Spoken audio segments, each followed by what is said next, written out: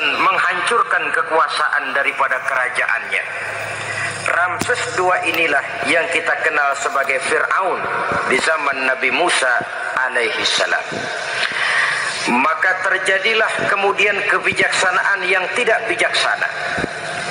Orang-orang tua dari Bani Israel dikerjakan secara paksa, membangun bangunan-bangunan mercusuar. Kemudian bayi-bayi dari Bani Israel dibunuh. Orang tuanya disuruh kerja paksa, bayi laki-lakinya dibunuh, dengan target agar Bani Israel hapus dari permukaan bumi ini. Tetapi kehendak Allah pasti juga akan terjadi. Maka lahirlah Nabi Musa alaihi salam, yang kelahirannya disembunyikan oleh orang tuanya dari pengetahuan umum. Namun bagaimanapun disembunyikan, kekhawatiran itu datang juga di hati ibu Nabi Musa alaihi salam. Allah kemudian memberikan ilham kepada ibu daripada Nabi Musa, masukkan anakmu ke dalam satu peti, hanyutkan di sungai Nil. Itu dilakukan oleh ibu Nabi Musa alaihi salam. Dimasukkannya bayi Musa ini ke dalam peti, ditutup rapat, dihanyutkan di sungai Nil. Kemudian ibu tadi memerintahkan saudara perempuannya untuk mengikuti kemana peti ini hanyut di bawah arus sungai Nil. Adapun peti ini kemudian hanyut dibawa oleh arus sungai Nil, memasuki istana Fir'aun. Maka permaisuri atau istri daripada Fir'aun melihat peti hanyut itu, diperintahkan tentaranya untuk mengambil peti tadi. Manakala peti terbuka, berisi seorang bayi laki-laki yang sangat mungil, sangat gembiralah istri daripada Fir'aun.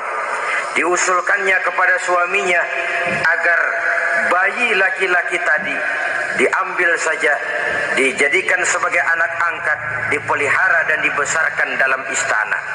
Fir'aun menerima usul daripada istrinya.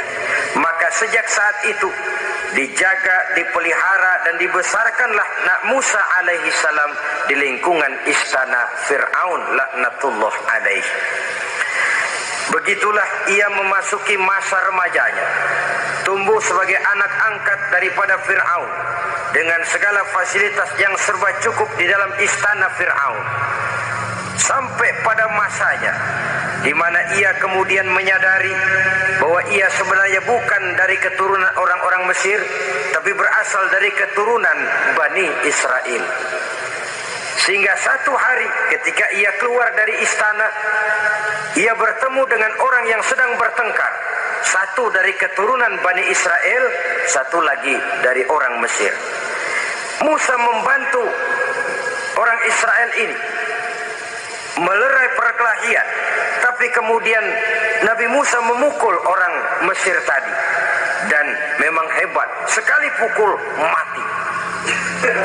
Saudara-saudara, tidak sengaja Nabi Musa itu hanya memukul, memberikan peringatan, tapi mati. Ini disembunyikan oleh Nabi Musa, tapi bagaimanapun disembunyikannya, akhirnya toh tahu. Apalagi Fir'aun sejak awal memang sudah mendapat firasat.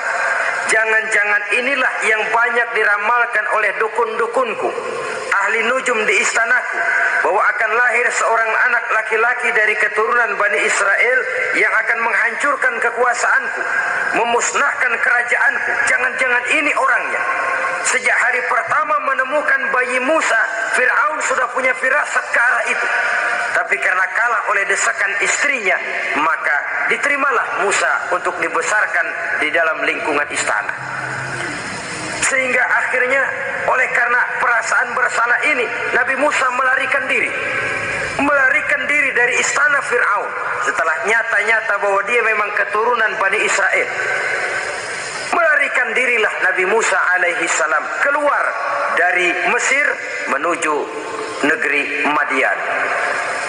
Di dalam pengembaraannya, saudara-saudara, di satu lembah, Nabi Musa ketika itu belum menjadi nabi. Pemuda Musa ketika itu sedang beristirahat. Dari kejauhan dilihatnya orang sedang berdesak-desakan. rupanya adalah pengembala-pengembala kambing yang akan mengambil air dari dalam sumur. Mereka berdesak-desakan, berebut karena sumur cuma satu, yang ambil air kelewat banyak.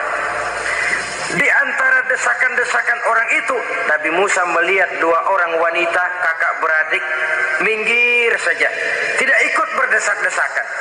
Nabi Musa menghampiri dua wanita tadi. Kamu sedang apa di sini? Kami sebenarnya ingin mengambil air.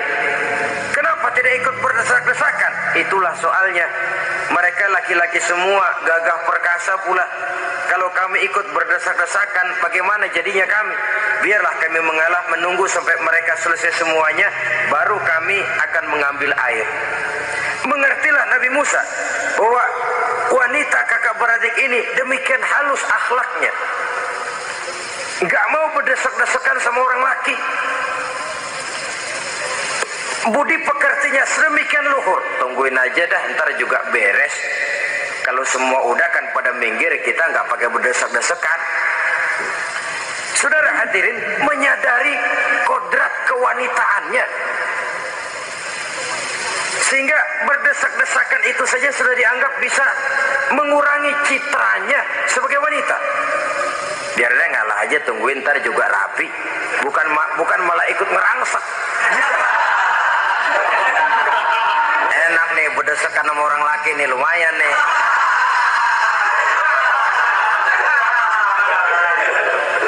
Sepintas itu saja sudah cukup bagi Nabi Musa, pemuda Musa, untuk menilai akhlak daripada wanita itu tadi.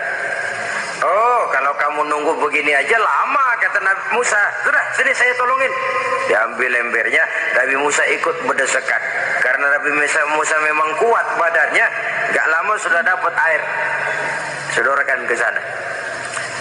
Si wanita segera tahu bahwa pemuda ini begitu baik budi pekertinya, mau menolong orang yang dalam kesusahan. Akhirnya, bagaimana kalau kamu ikut saja ke rumah saya? Bapak saya sudah tua, senang hatinya kalau kamu ikut ke rumah, kenalan sama bapak saya. Ayolah, ayolah, berangkatlah. Dalam perjalanan, si wanita ini berjalan duluan, Nabi Musa di belakang. Kemudian Nabi Musa bilang, sebentar, saya duluan, kamu belakangan. Kenapa rupanya? Angin nakal bertiup menghembus pakaian si wanita, sehingga memberikan gambaran yang agak jelas tentang warna, bentuk, postur badan si wanita itu tadi. Sekarang Musa yang menunjukkan budi pekerti yang luhur, nggak mentang-mentang ditiup angin. Nah, mumpung nih,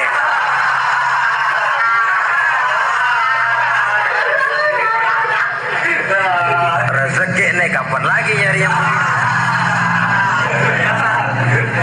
Jadi dua-duanya sudah menunjukkan satu akhlak yang sangat luhur. Dan manakala sampai di rumah si wanita kakak beradik tadi, diceritakanlah halnya bahwa dia ditolong oleh seorang pemuda. Inilah orangnya. Sangat bersukacitalah hati orang tua kedua wanita itu tadi. Lalu usul si wanita tadi, Pak, kita kan di sini banyak punya kambing, nggak ada yang bantuin gembala. Bapak sudah tua. Kalau ini orang kita minta tinggal di sini saja, gimana Pak? Ya terserah kamulah. Akhirnya Nabi Musa tinggal di sana. Menurut satu riwayat 8 tahun ikut mengembalakan kambing. Dan orang tua tadi tidak lain adalah Nabi Syuaib alaihi salam, yang pada akhirnya kemudian Nabi Musa dikawinkan dengan wanita itu tadi. Setelah berumah tangga, Nabi Musa ingat kembali bahwa ia sesungguhnya keluar dari Mesir karena menghindarkan diri, bahwa kaumnya Bani Israel hidup di Mesir itu tertindas di bawah rezim kekuasaan Fir'aun yang zalim, dikerjakan secara paksa, wanita dipermalukan, bayi-bayi laki-laki dibunuh. Tergerak hatinya. Dia sudah enak, punya mertua bijaksana, punya istri cantik, hidup tenang sebagai pengembala kambing, tapi nurani kebangsaannya berontak. Saya tidak boleh bersenang-senang sementara bangsa saya ditindas. Saya tidak boleh menari di atas bangkai saudara saya. Saya tidak boleh tersenyum di atas penderitaan saudara-saudara saya. Saudara-saudara saya Bani Israel merintih di bawah penindasan Fir'aun. Saya harus membebaskan mereka. Diceritakanlah hal ini kepada mertuanya. Wah, kalau pakai bahasa mertua, saya mau kembali ke Mesir.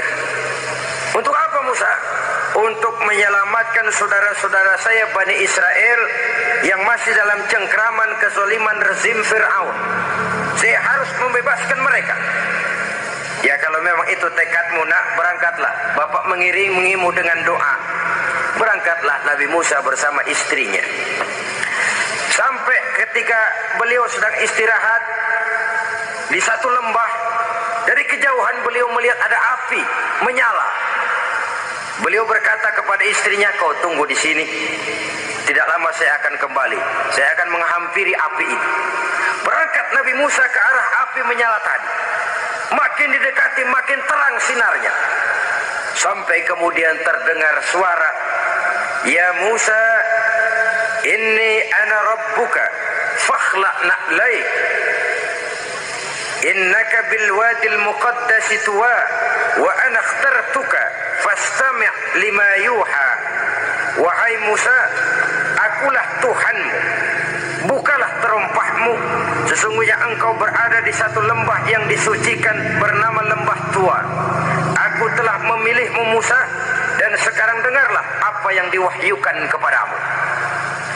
Pada saat itulah turun wahyu pertama, dan resmilah sudah Nabi Musa diangkat menjadi Rasul oleh Allah Subhanahu wa ta'ala di satu lembah di Bukit Tursina. Apa wahyu yang pertama turun?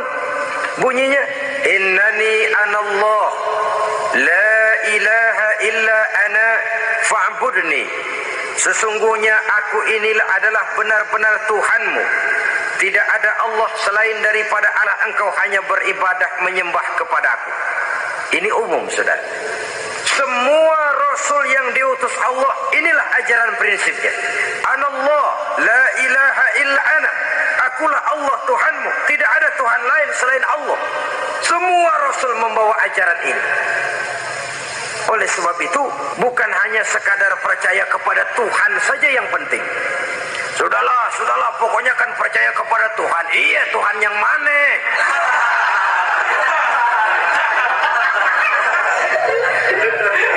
Sebab kalau sekadar percaya kepada Tuhan, tapi Tuhan menurut mereka Trimurti, Wisnu, Siwa, Brahma. Orang Buddha percaya kepada Tuhan, tapi Tuhan dalam pandangan mereka ada Tuhan kecil Hinayana, ada Tuhan besar Mahayana. Orang Majusi juga percaya kepada Tuhan, tapi Tuhan dalam pandangan mereka ada Tuhan kebaikan. Nah, Tuhan percaya kepada Tuhan. Tuhan yang mana? Itu yang prinsip. Sebab salah kita dalam mempercayai Tuhan, kita akan terjebak ke dalam penyakit kalau tidak kufur, syirik, dan dua-dua itu bapak moyangnya dosa.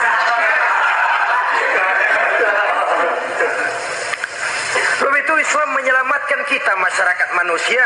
Ya ayyuhan nasu ubudu rabbakumul ladzi khalaqakum. Hai manusia, Tuhanmu yang perlu kamu sembah itu hanyalah Tuhan yang telah menciptakan kamu. Dan itu tidak lain adalah Allah yang lam yalid wa lam yulad wa lam yakul lahu kufuwan ahad, yang laisa kamitslihi syai'un. Ia tidak beranak, ia tidak diperanakkan, dan ia tidak bisa diserupakan dengan apapun. Dialah Allah itu. Begitu wahyu yang diberikan kepada Adam, kepada Nuh, kepada Ibrahim, kepada Yusuf, bahkan kepada Musa alaihissalam.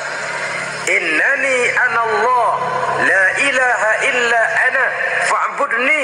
Akulah Allah Tuhanmu, tidak ada Tuhan lain selain daripada aku Allah, maka kepadakulah kamu hanya menyembah. Ini wahyu yang pertama turun, sudah berisi tauhid. Jadi hakikatnya agama Yahudi saudara adalah agama tauhid, agama monoteis, agama yang mengajarkan hanya ada satu Tuhan untuk seluruh alam, dan Tuhan itu adalah Allah Subhanahu wa ta'ala. Sebab itu syahadat orang Yahudi bunyinya begini, Shema Yisrael Yahweh Elohenu Yahweh Echad.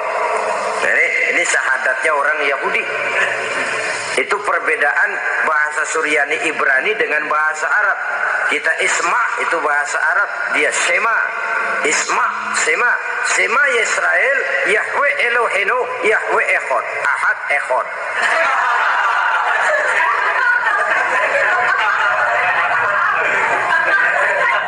Maksudnya jelas, sema Yisrael, Yahweh Elohenu, Yahweh Echad. Dengarlah hai Israel, Tuhan kita ialah Tuhan yang Esa. Yahweh kata mereka, Tuhan kita ialah Tuhan yang Esa. Esa tunggal, tidak beranak, tidak diperanakan. Kalau masih beranak, masih diperanakan, jangan Esa disebut, sebab dia masih berbilang. Dan maha suci Allah daripada sifat berbilang. Jadi asas dari seluruh misi yang dibawa oleh Rasul yang 25 itu sama, tauhid inti ajarannya. Setelah tauhid, wa aqimis sholata li dzikri, dan dirikanlah salat untuk mengingat aku. Jadi salat pun diwajibkan kepada Nabi Musa. Cuma teknisnya yang berbeda. Bagaimana salat di zaman Nabi Musa, bagaimana salat di zaman Nabi Sulaiman, bagaimana salat di zaman Nabi Muhammad. Prinsipnya sama, salat. Teknisnya yang berbeda. Di zaman Nabi Sulaiman konon sholat itu tidak pakai ruku, tidak pakai sujud, diri saja. Makanya Nabi Sulaiman itu menurut riwayat meninggalnya dalam posisi berdiri. Artinya apa? Dalam keadaan sholat beliau itu. Bukan diri ngejedek kayak kita nungguin bus, bukan.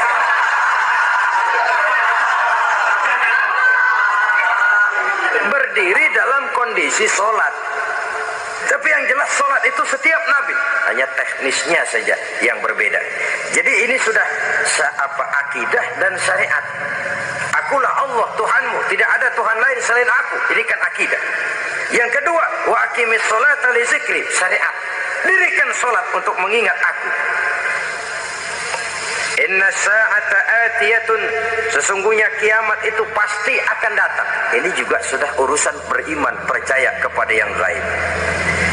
Saudara-saudara kaum muslimin rahimakumullah, setelah mendapat wahyu ini, turunlah perintah Allah kepada Nabi Musa. Apa kata Allah? Izhab ila fir'auna innahu tagha. Sekarang Musa, berangkatlah kamu menuju Fir'aun. Ia telah melampaui batas. Berangkatlah kamu ke sana Musa, hadapi Fir'aun, sampaikan dakwah ini. Ia telah melampaui batas. Innahu tagha, ia telah berlebih-lebihan. Nah, saudara-saudara, jadi dua fungsi sudah.